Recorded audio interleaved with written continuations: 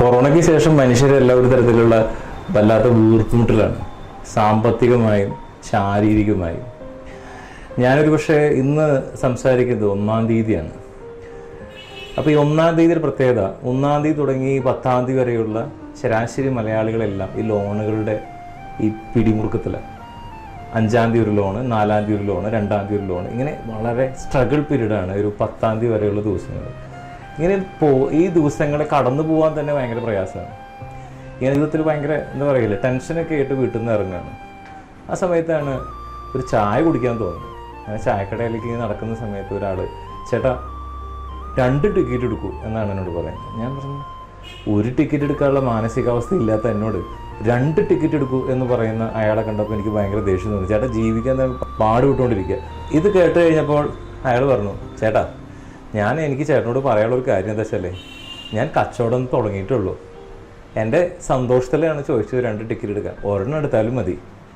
അപ്പം ഞാൻ പറഞ്ഞു, ഒരെണ്ണം എടുക്കാനുള്ള താല്പര്യം എനിക്കില്ല. ഞാൻ ചായക്കടയ്ക്ക് നീങ്ങിയപ്പോൾ അയാൾ പറഞ്ഞു, ഞാൻ നിങ്ങളെപ്പോലെ തന്നെ ഓടി നടന്നിരുന്ന ഒരാളാണ്. ഇപ്പോൾ എൻ്റെ വീട്ടുകാർ എന്നെ കസേരയിൽ കൊണ്ട് ഇരുത്തിയിരിക്കുക.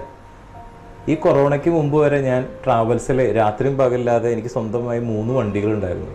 ഇതൊക്കെ ഓടിച്ചിട്ടാണ് ഞാൻ ജീവിച്ചിരുന്നത്. ഇപ്പോൾ എൻ്റെ അവസ്ഥ എന്ന് വെച്ചാൽ, എൻ്റെ അച്ഛനും അമ്മയും കൂടിയിട്ടാണ് ഒരു കസേരയിട്ട് ഈ ചായക്കടയുടെ മുമ്പിൽ കൊണ്ടിരുത്തിയിരിക്കുന്നത്. ഞാൻ ആദ്യമായിട്ടാണ് ഒരു പക്ഷേ എൻ്റെ കർമ്മരംഗത്തേക്ക് തുടക്കം കുറിക്കുന്നത്. ചേട്ടനെ കണ്ടപ്പോൾ ഒരു 2 ടിക്കറ്റ് എടുക്കാമല്ലോ എന്ന് വിചാരിച്ചിട്ട് ചേട്ടനോട് പറഞ്ഞു. ഞാൻ എന്താ തനിക്ക് പറ്റി? എനിക്കൊരു സ്ട്രോക്ക് വന്നതാണ്. എൻ്റെ ഒരു ഭാഗം തളർന്നിരിക്കുക. അപ്പോഴാണ് ഞാൻ എൻ്റെ ശ്രദ്ധ അങ്ങോട്ട് വന്നത്. അയാളുടെ ഒരു കൈ ഇങ്ങനെ സ്റ്റിഫായിട്ടിരിക്കുകയാണ്. ഞാൻ അയാളോട് ചോദിച്ചു, ഇപ്പോൾ ഇതിന് മാറ്റം വരുത്താൻ ഫിസിയോ എല്ലാം ചെയ്യുന്നുണ്ട്? അയാൾ പറഞ്ഞു, ഫിസിയോ ഒക്കെ ചെയ്യുന്നുണ്ട്.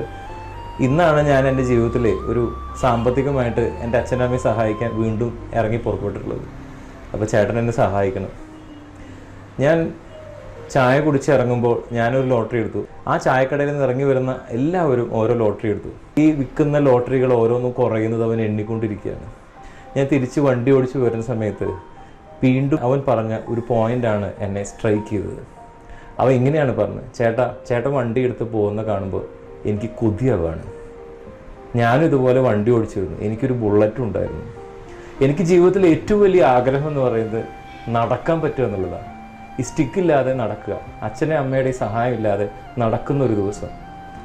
നമ്മൾ സ്ട്രഗിൾ പീരീഡ് എന്ന് പറയുന്ന ഈ ദിവസങ്ങളിൽ നമ്മൾ അനുഭവിക്കുന്ന വേദനയേക്കാൾ ഇങ്ങനെ വേദനിക്കുന്ന ഒരുപാട് ആളുകൾ, സ്ട്രഗിൾ ചെയ്യുന്ന ഒരുപാട് ആളുകളുണ്ട്. ഒന്ന് നടക്കാൻ കൊതിക്കുന്ന ആളുകൾ, അവരിലൂടെ ആയിരിക്കട്ടെ നമ്മുടെ ഒരു ദിവസം തുടങ്ങുന്നത്.